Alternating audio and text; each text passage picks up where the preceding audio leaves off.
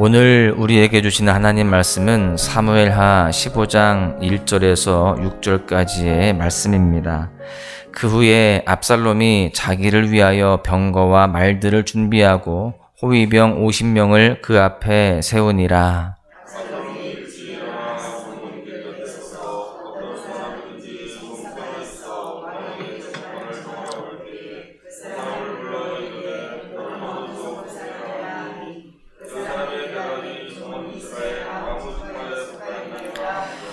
압살롬이 그에게 이르기를 보라, 내 일이 옳고 바르다마는 내 송사를 들을 사람을 왕께서 세우지 아니하셨다 하고,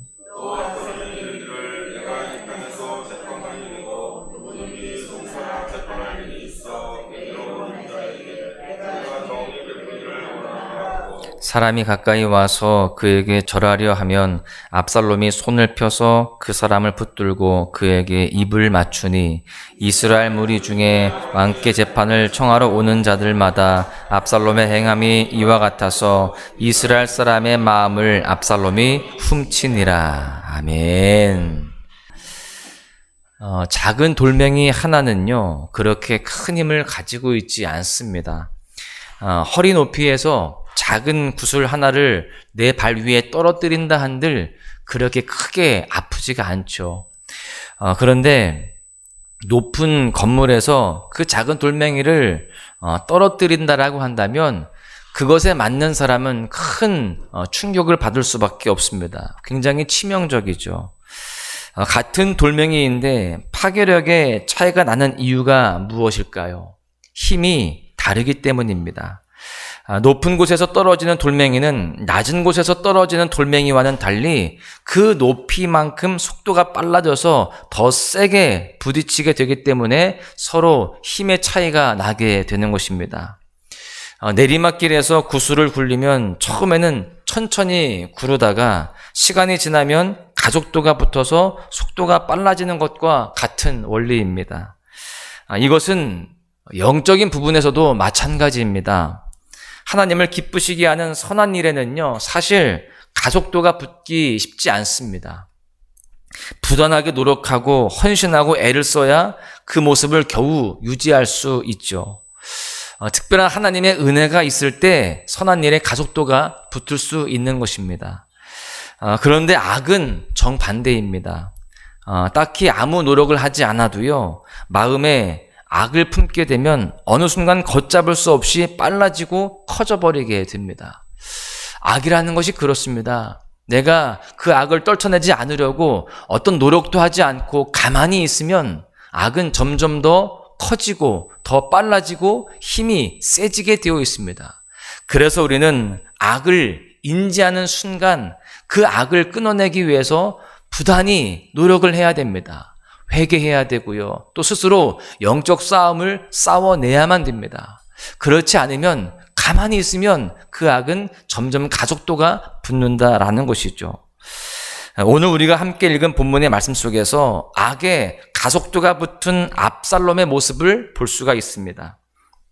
이 모습을 살펴보면서 우리가 어떻게 해야 악의 가속도가 붙는 것을 막을 수 있을지 조금 더 구체적으로 함께 나누고자 하는데요. 바라기는 우리 모두가 악한 일에 가속도가 붙는 삶이 아니라 하나님께서 기뻐하시는 선한 일에 가속도가 붙는 그러한 모습들 되시기를 주님의 이름으로 간절히 축원합니다. 첫 번째는 질서를 벗어날 때 악의 가속도가 붙는다라고 하는 것입니다. 압살롬은 14장의 마지막에서 아버지 다윗 왕과 화해를 하게 됩니다.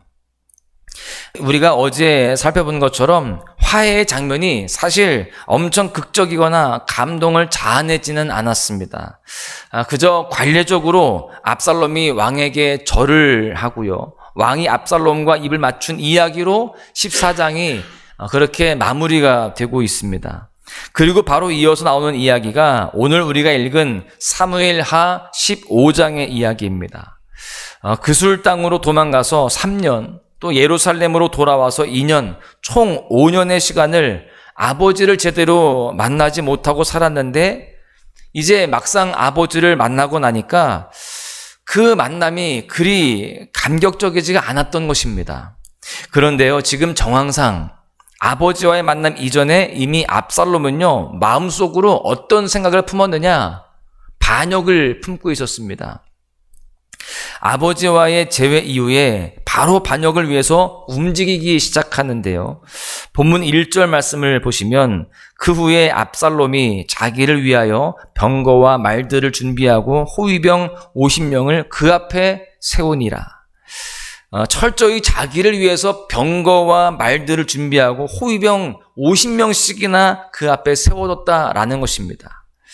여러분, 사실 그 당시 압살롬은 자신을 위해서 마병을 준비하고 병사를 세울 수 있는 그런 위치나 상황이 아니었습니다. 정치적으로나 또 현재 처해 있는 상황상 오히려 자중해야 되는 상황입니다. 자신의 힘과 자신의 세력을 키울 수 있는 그러한 모습이 아니라 좀 자중하고 있어야 하는 상황인데 지금 압살롬은 그렇게 하지 않았다는 거예요. 사실 압살롬은 그 질서를 분명히 알았을 것입니다. 그러나 자신의 처지, 질서를 분명히 알았지만 자신이 이미 아버지 다윗 왕의 눈에 밖에 난 것을 알았기 때문에 이제 자기를 위해서 군대를 동원했다라는 것입니다. 그런데요, 이 부분만이 질서를 벗어나는 것이 아닙니다. 마병과 호위병을 준비한 압살롬은 무엇인가 부지런히 행동을 하는 모습이 있었습니다. 아침에 일찍 일어나서요, 성문 길 곁에 서서 왕에게 가려고 하는 사람들을 자신이 먼저 중간에서 만납니다. 그 모습을 2절 말씀에서 이렇게 기록합니다. 압살롬이 일찍 일어나 성문 길 곁에 서서 어떤 사람이든지 송사가 있어 왕에게 재판을 청하러 올 때에 그 사람을 불러 이르되 너는 어느 성읍 사람이냐 하니 그 사람의 대답이 종은 이스라엘 아무 지파에 속하였나이다 하면, 여러분, 아침 이른 시간부터 성문 길 곁으로 나아갔습니다. 그리고 왕을 찾아가는 사람들을 먼저 중간에서 만나는 겁니다. 그리고 그들에게 말을 걸면서 다가가는데, 여러분, 이것까지는 할 수 있습니다. 사람들을 만나서 뭔가를 물어볼 수 있죠. 그런데 지금 악을 그 마음에 품고 거침없이 그들에게 뭔가를 하고 있다는 것이 문제입니다. 여러분, 3절에 보십시오. 압살롬이 그에게 이르기를 보라, 내 일이 옳고 바르다마는 내 송사를 들을 사람을 왕께서 세우지 아니하셨다 하고, 지금 압살롬은 모든 질서를 무시하고 그들의 송사, 그들의 사정을 들을 사람을 왕이 세우시지 않았다. 너 거기 가봐야 소용없다. 너의 사정 들어줄 사람 아무도 없다. 이렇게 이야기합니다. 여러분, 진짜 다윗 왕이 그 재판을 해줄 사람을 세우지 않았을까요? 그렇지 않습니다. 압살롬이 자기가 뭔가 원하는 바가 있었기 때문에 그들에게 거짓으로 이야기를 하고 있는 것입니다. 이렇게 질서를 벗어난 압살롬은 악을 품고 거침없이 전진하고 있는 모습을 우리가 볼 수 있습니다.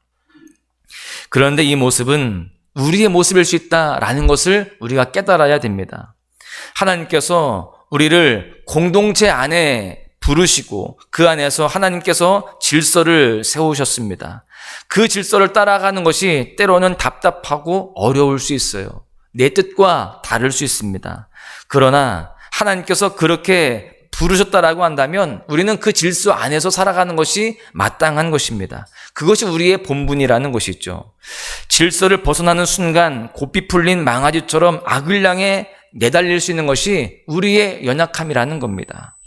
하나님께서 우리에게 보내신 가정, 또 우리에게 허락하신 교회, 또 직장에서 그 공동체의 질서를 인정하고 그 안에서 살아가는 것이 악의 가속도가 붙지 않게 하는 길이 되는 것입니다.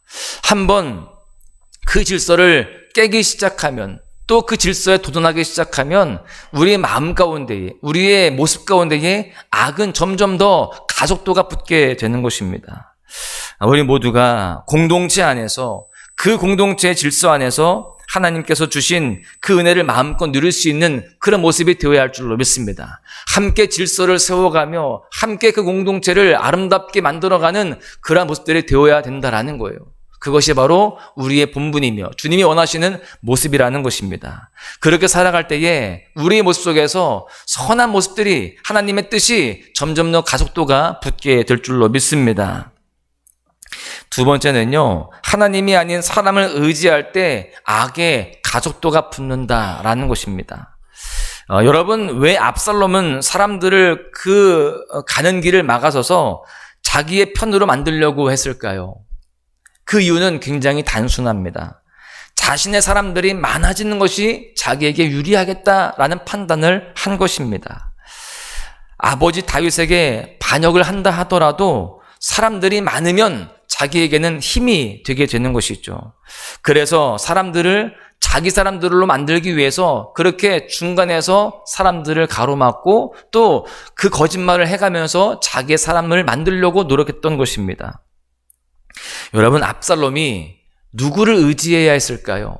정말 그것이 하나님의 일이고 또 하나님께서 원하시는 일이라고 한다면 하나님을 의지해야 맞죠. 그런데 그렇지 않았습니다. 압살롬이 하나님을 의지해야 한다는 것에 대해서 알았을까요? 몰랐을까요? 알았을 것입니다. 그러나 그의 삶을 볼 때에 하나님을 의지하는 모습은 찾아볼 수가 없습니다. 전혀 없어요. 어떻게 하든 한 명이라도 더 자기 사람을 만들기 위해서 애쓰고 있는 그 모습을 우리는 볼 수 있습니다. 심지어 압살롬은 결국 그런 사람이 아닌데 어떤 모습까지 보이느냐? 사람들 앞에서 겸손한 모습으로 그렇게 포장을 합니다. 5절을 보십시오. 사람이 가까이 와서 그에게 절하려 하면, 지금 압살롬은 그래도 왕자잖아요. 그러니까 사람들이 와서 절을 하려고 하는 거예요. 그러면 압살롬이 그 사람을 손을 붙잡는 거예요. 그리고 그 사람을 붙들고 그에게 입을 맞췄다는 겁니다. 그를 안아주고 그를 그렇게 받아줬다는 것입니다. 그때 송사를 가지고 삶의 문제를 가지고 재판할 거리를 가지고 왕에게 가려다가 그렇게 압살롬을 만났던 사람들이 압살롬의 편이 되게 되는 겁니다. 왕의 아들, 즉 왕자가 자기의 이야기를 잘 들어주고 따뜻하게 공감을 해주니까 그들이 압살롬의 그 마음에 그렇게 빠지게 되는 겁니다. 압살롬은 마음에 다윗을 향한 악을 품고 살아가고 있었고 또 성문 길가에서 진행한 이 프로젝트는요, 많은 사람들의 마음이 압살롬에게로 그렇게 돌아가게 했다라는 것입니다. 6절의 말씀을 보십시오. 이스라엘 무리 중에 왕께 재판을 청하러 오는 자들마다 압살롬의 행함이 이와 같아서 이스라엘 사람의 마음을 압살롬이 훔치니라. 그들의 마음을 훔쳤다는 것입니다. 여러분, 압살롬은 마음에 안도감이 생겼을 것이고 또 스스로 만족했을 겁니다. 내 작전이 통하는구나. 또 이제 이 정도 사람들을 얻었으니 내 계획이 이제 이루어지겠구나 라는 생각을 하면서 마음이 놓였을 것입니다. 이렇게 하면 내가 왕이 될 수 있겠구나 라는 희망도 그렇게 보았을 것입니다. 그렇게 하나님이 아닌 사람을 의지하는 압살롬의 행보는요, 악에 더 가속도가 붙게 되는 것입니다. 사람들이 더 많이 모여지니까 이제 정말 내가 아버지를 죽이고 내가 왕이 될 수 있겠다라고 하는 그런 악한 마음들이 더 커지고 더 그 실행력도 분명해지게 되었다라는 것이죠.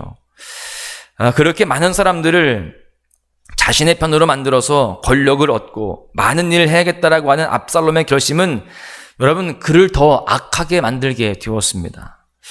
그런데요, 이 압살롬의 모습이 어쩌면 우리의 모습이 아닐까 그런 생각을 하게 됩니다. 내가 원하는 일이 있는데 이건 하나님이 아니라 사람이 필요한 문제야 라고 그렇게 생각할 때가 있다라는 것이죠. 물론 우리가 이렇게 새벽 예배 나오고 또 말씀을 묵상하는 그런 믿음의 사람으로서 대놓고서 나는 하나님이 아니라 사람이 필요해 라고 말은 하진 않겠죠. 그러나 어느 순간 우리의 인식 속에서, 내 내면 속에서 사람이 필요하다라는 생각을 하게 될 때가 있다라는 것입니다. 지금 당장 보이지 않는 하나님보다 보이는 그 누군가가 나를 도와주면 더 좋겠다라는 그런 생각들을 할 때가 있다라는 것입니다. 그러는 가운데에 내가 원하는 사람의 마음을 훔치기 위해서 인간적인 노력들을 한다는 것입니다. 여기에 보니까 지금 압살롬이 그 백성들의 마음을 훔쳤다라는 표현을 하고 있습니다. 훔쳤다라고 성경이 기록하는 이유가 무엇일까요? 원래 그 사람들의 마음이 압살롬을 향한 마음이 아니었다라는 것을 알 수 있습니다. 압살롬을 향한 그 마음이 있지 않았는데 그 마음을 훔쳐서 자기의 사람으로 만들었다는 것이죠. 여러분, 하나님께서 하시는 것이 아니라 내가 사람을 통해서 일한다라고 생각할 때 하나님이 아니라 사람을 보게 되어 있습니다. 어떤 사람이 나에게 도움이 될까? 어떤 사람이 나에게 유익을 가져다 줄까? 이렇게 생각하게 된다라는 것이죠. 여러분, 우리의 삶 속에 또 우리의 깊은 내면 속에라도 그런 생각과 마음이 있다라고 한다면 이 시간 다시금 주님 앞에 내려놓고 사람이 아니라 하나님만 의지할 수 있기를 간절히 소망합니다. 하나님을 의지할 때에 하나님이 사람도 붙여주시는 겁니다. 내가 생각하는 이 사람이 아니라 하나님이 보실 때 더 좋은 사람, 또한 더 필요한 사람, 또 나에게 큰 도움이 되는 사람을 하나님이 적당한 때에 또 가장 복된 모습으로 준비해 주시고 또 허락하여 주시며 붙여주신다라는 사실이죠. 여러분, 우리는 전지전능하신 하나님만을 의지해야 할 줄로 믿습니다. 그분께 모든 걸 내어 맡기고 그 주님만을 바라며 구하며 나아가는 우리 모두가 되어야 할 줄로 믿습니다. 말씀을 마무리합니다.